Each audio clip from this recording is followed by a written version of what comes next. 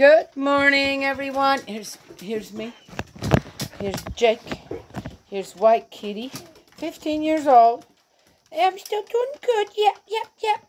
Here's Dewey, also about 15 years old. Oh, he's a mess. He's absolutely a mess. All right, I better not say what I want to say. Now here's Maddie, up ready to go.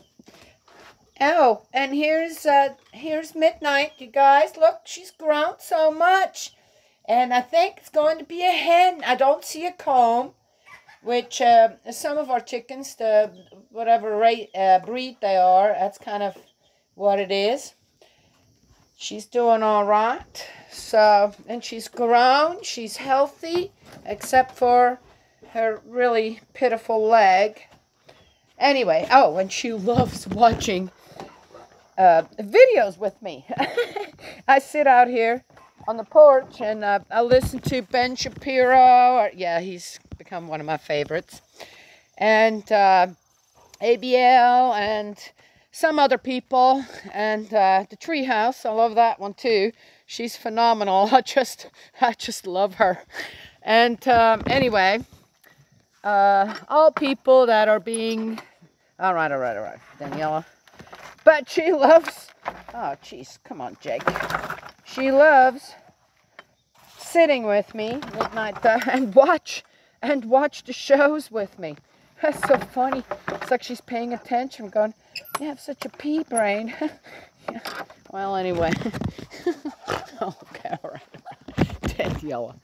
All right, so chapter 4, part 5, filial piety. I'm going to relate a story, my own story, on what I consider filial piety, or on how, oh, geez, Burley, they're just running. Nobody's here yet. Yeah, you.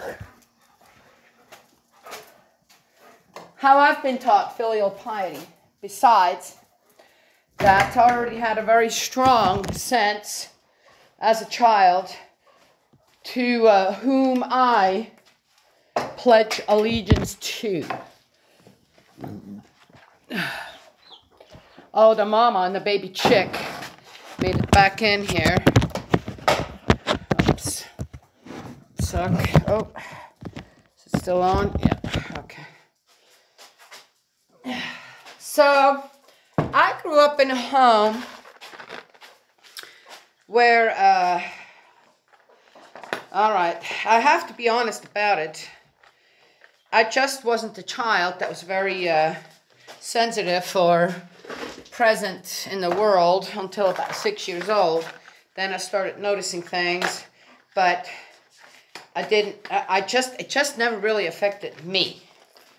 And so I didn't really pay a whole lot of attention to what was going on with my mother and father and this and that. So, but as I grew older and realized the difficulties that my mother went through with my father, I don't know how that happens in a child.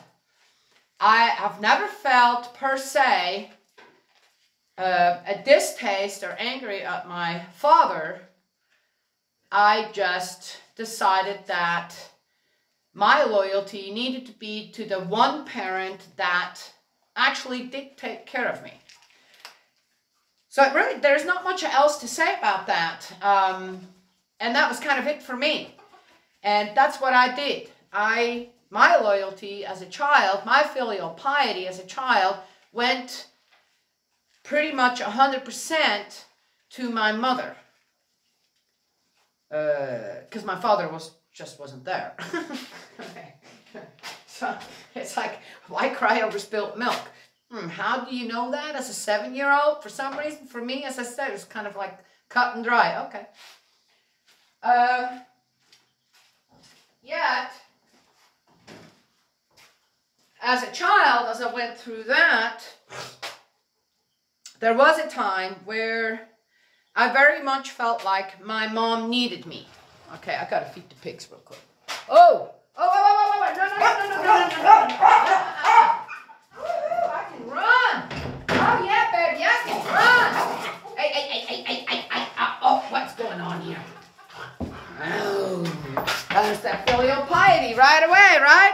from the animals towards me. Oh, and this snap. Oh! Guys, calm down. It's all good. It's all good. All right? Yeah. Okay. Oh, how interesting. All right. So. All right, guys. Quit it now. Oh, shoot. What am I doing here? All right. Maddie. Shh, shh, shh. Guys, we're all part of the same family here. Burley. Okay. Okay. All right. Come on now. It's all good. Shh, shh, shh. Go. Burley, stop. Cat against two dogs. Which one is it? German Shepherd. Yet, you want to go out? Say, I'm done. That cat's giving me the heebie-jeebies. Whoa, there nurse the pigs. Whoa, what's going on here this morning? All right. So, I felt very much that my mom at one point really needed me, and I went and I wanted to support her. I was 7 years old, and I guess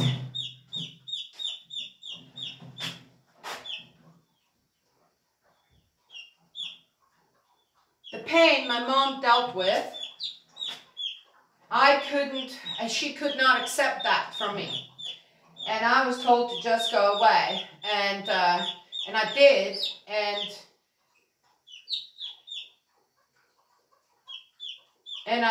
as a child, that hurt me very, very much.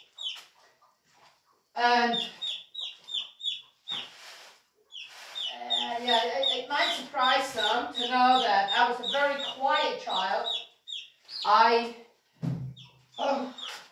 Whenever I could go, dear me, it's so difficult to stay out of trouble, even if you didn't really do anything. Well, anyway, so that, in a way, I guess, as a child, I wanted to be invisible. A lot of children who come out of homes that are, I guess, somewhat, things just happen, depending on how developed your filial piety is, or on how much guided you are by something else, you become very quiet.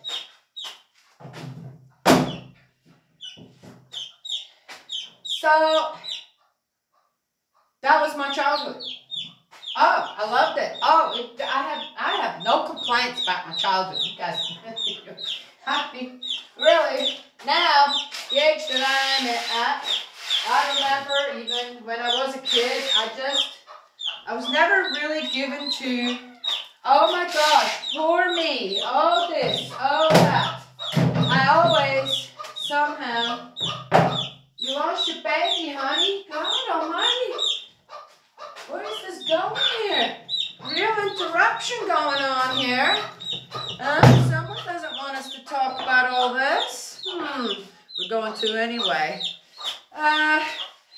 You know, when disruptions like that happen in your life, it's oftentimes, if your foundation is great enough, if your foundation is stable enough, it doesn't matter what the interruptions are. You're just going to go look at it and go, okay.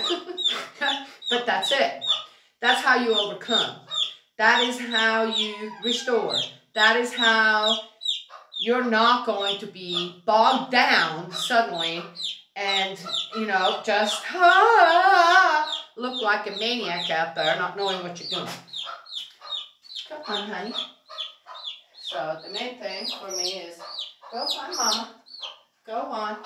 Okay. Come on, Burley, now. With the mindset you're in. There you go. Found each other again. So, later on in life, so I, in a way, I recognize my parents as that's who is raising you. That is who gives you a certain stability. And that's what you go with. Children often are like that. When things aren't necessarily 100% this and that. That's it. I have no complaints on my childhood. I have no, because I watched my mom on how she worked, how she did, how she managed, and how she gave. And that's what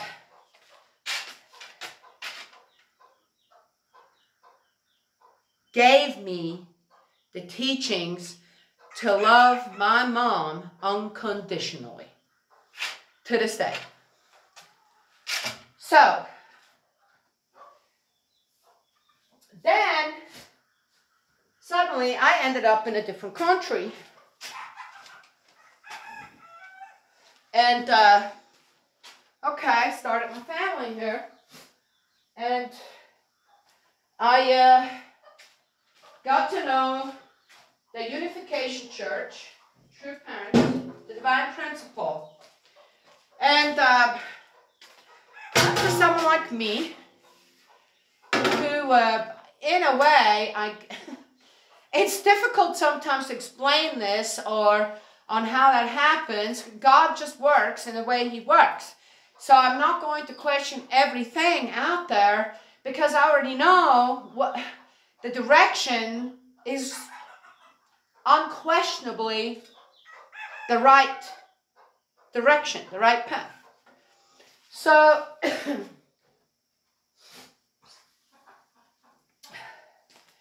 I got to know True Parents, I had an experience with True Father.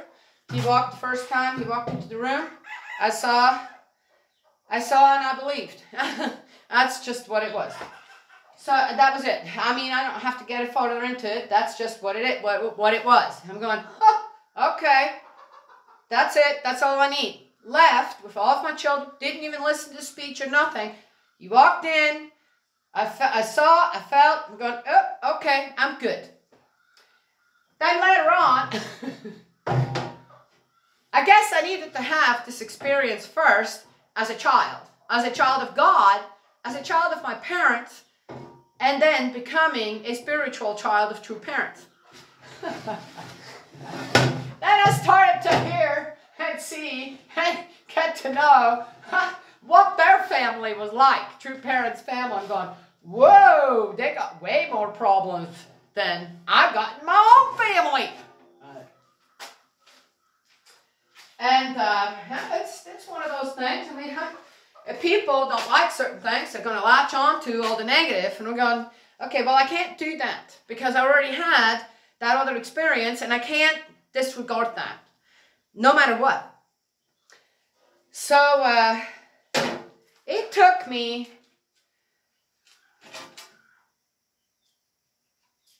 a long time to understand the filial piety that True Parents have towards God and their parental love they have for the whole world in a way where they never set themselves, even though both of them, True Father, loved the word I. I did this, and I've done that, and I'm doing this, and da, da, da. And True Mother, in a way, is exactly the same. But the thing is that through their transparency with their own family, they have never put themselves above anyone in this world. Yet they walked, lived, suffered, experienced, sacrificed, just like any other family among us, exactly in the same way. Restoration wasn't just tuck, tuck, tuck happened in their family, even though they are, hang on, the true parents of this world, the second coming. They walked among us with every problem, and sometimes worse than what most of us face as well, in trying to restore certain things in our families when it comes to absolute love towards our heavenly parent and loyalty towards our heavenly parent. And that is something. Some years ago I realized they're not just out there talking. They're not just out there throwing out another testament for us to read and then go, uh-huh. They're walking this testament with us. Every step of it. And they still are. I mean, every bit of it. And it's one of those things. I saw something. I went in and I said, no, we're not the army of God. We're the armor of God. We are it.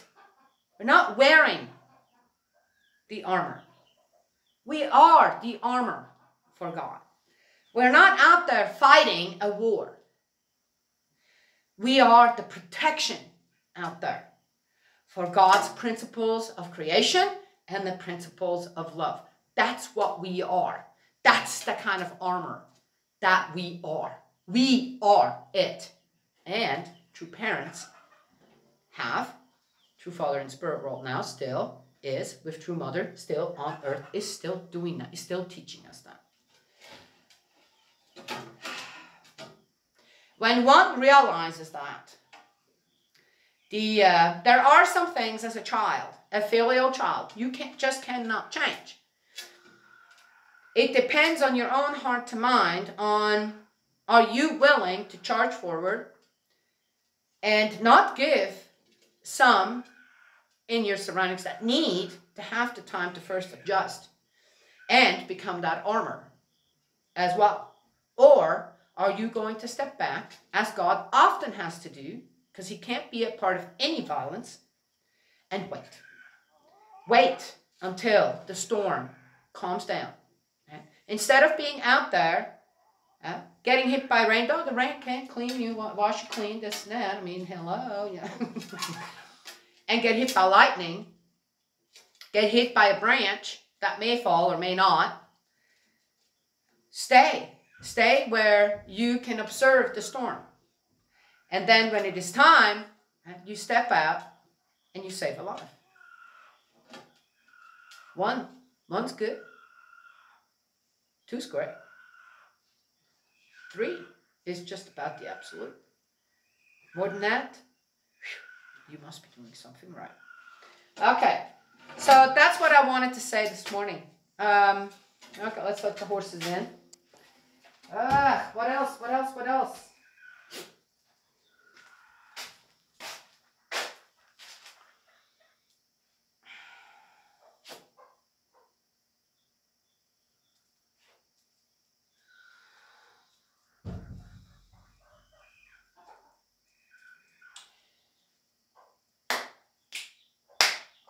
So true parents, in many ways, they are my spiritual parents, but not just that.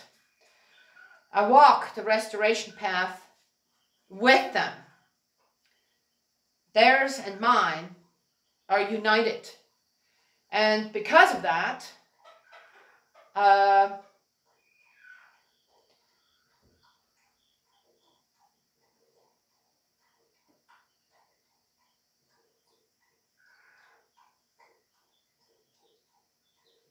incredible, wonderful, amazing things are happening out there and will continue to happen. That's what I believe. That's what I've seen. Yeah, okay. Yeah. Just recently, young father dying. 5 days later, he ain't dying. He's back home, getting ready to become a father. as his wife is getting ready to become a mother. Yeah. Okay, let me see here. Everybody's got food? Oh, nobody has food. So there is that. Ugh, I feel like I missed something. I just don't know what it is.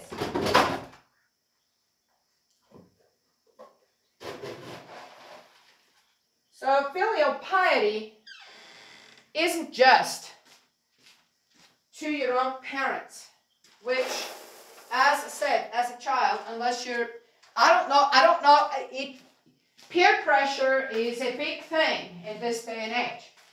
But as parents, if you have conducted filial piety yourself, oh, okay, no.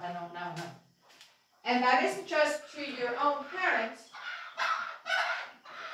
oh, that's the wrong one, but to the parents of your spouse,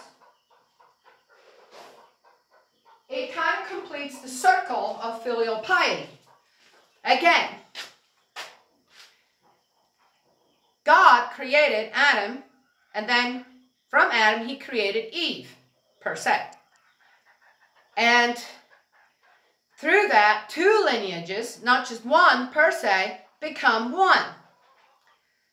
So, if you have filial piety towards your own parents, right, what is one of the number one things out there when it comes to marriage between a man and a woman that is just, everybody, just about everyone that I know has some grievance there,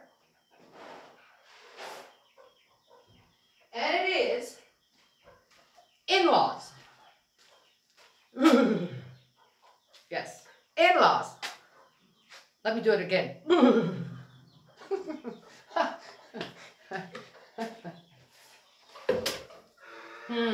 But it shouldn't be that way. The blessing that comes from a conjugal relationship to create a family, to be a part of two lineages, either way, it should be an amazing thing, because you are continue to be a part of procreation. So why is it that mother-in-laws make it so hard for daughter-in-laws?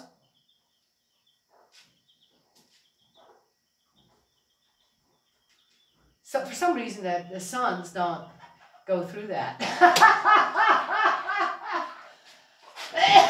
That's a weird one. That competition there is a bit of a weird one, but I guess it started somewhere. I know what it is. Yeah? Men, and then the men, oftentimes, due to filial piety, where does their loyalty stand? Disregarding, abandoning even, and letting harm come to their wife. It is not so hard if you have filial piety towards God and loyalty, then you know what to do as a man when it comes to that, because you're going, okay guys, wait a minute, Mom, remember to teach parental love to my wife. You took her on, I brought her in as another daughter of yours. If you are a daughter-in-law, then you don't question you really don't integrity of your mother-in-law, or you go with, again, okay, open up, Charlie, you just closed up, that ain't helping, okay, all right.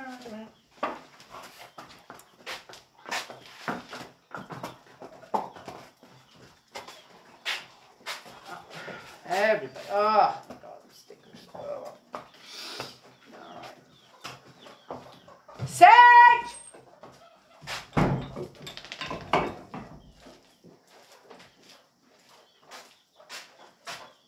I believe that, and I've seen that myself, if you give the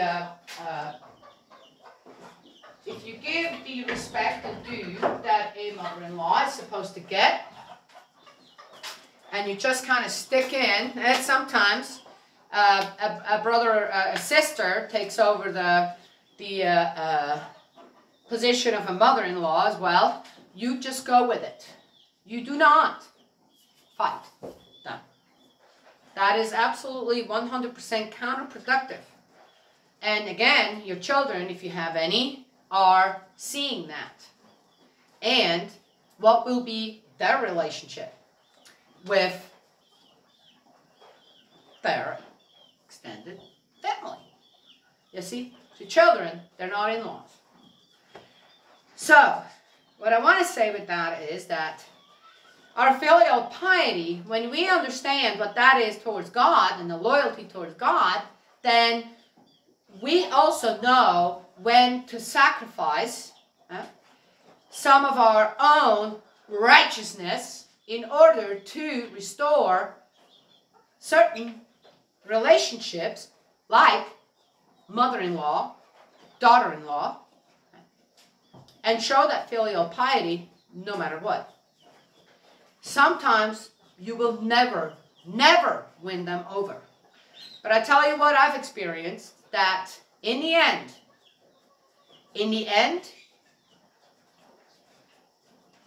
it did happen. In the end, when their lives drew to a close, they knew, and I knew, and they verbally said so. And I could move on with that and continued to show my loyalty, my filial piety towards my mother-in-law and my father-in-law. To this day. To this day. Okay, you need to get out of here.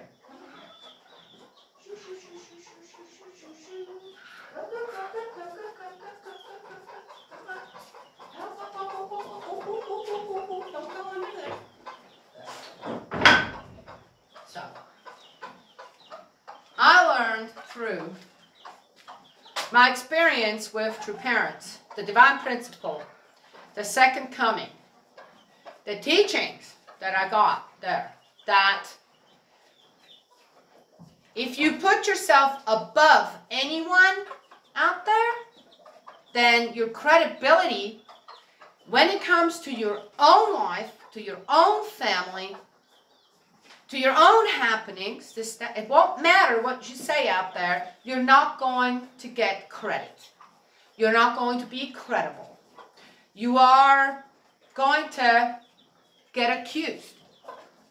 Satan, as they like to say it, will look over your shoulder and go, yeah, sure, right.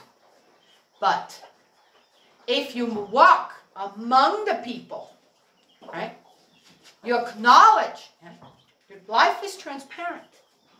You acknowledge that you're walking out there, if you are for restoration, if you are, okay, for that great thing to happen where Jesus comes again. Why is everybody waiting for Jesus to come and then just take care of everything? Why don't we prepare for that? Huh? Why don't we? Again, you're just waiting for someone to come and fix everything? Oh, they're going to go on the right, and they're going to go on the left. Are you sure? Really? Are you kidding me? There's absolutely no way Jesus will do that. You're going to be waiting for a long time. Okay. But we can prepare for whatever's going to happen out there in the best possible way. And the way we do that is we do it together. With filial piety towards God, our Heavenly Parent, 100%. Do not have any other idols out there. Hey, you don't like that. I'm telling you. No.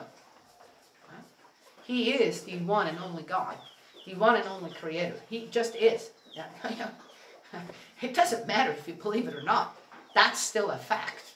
I know that for 100% truth. So, that's what we do. You go through things You prepare for greater, for better, healthier, more stable, everyday life all around the world by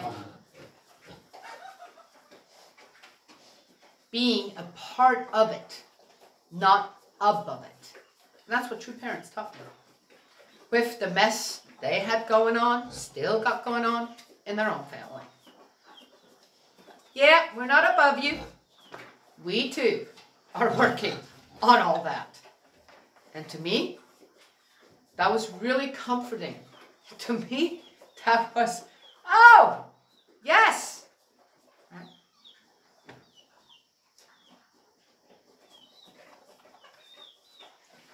Anyway, understandable? I don't know. It is to me. And, you know, you teach, you give, and there are many disillusioned, heartbroken people out there. But dear me, you know, if you live in a fantasy, well, okay. But then what do you expect? That bubble eventually will, what? What, Maverick? What will it do? Burst. Create something with substance. Create something with a good foundation. Huh? Yes? Then you suddenly realize, oh my gosh. All right. I've got to feed the piggies and the chickens. The piggies are just about to come into the barn here. This is it. Last part of filial piety.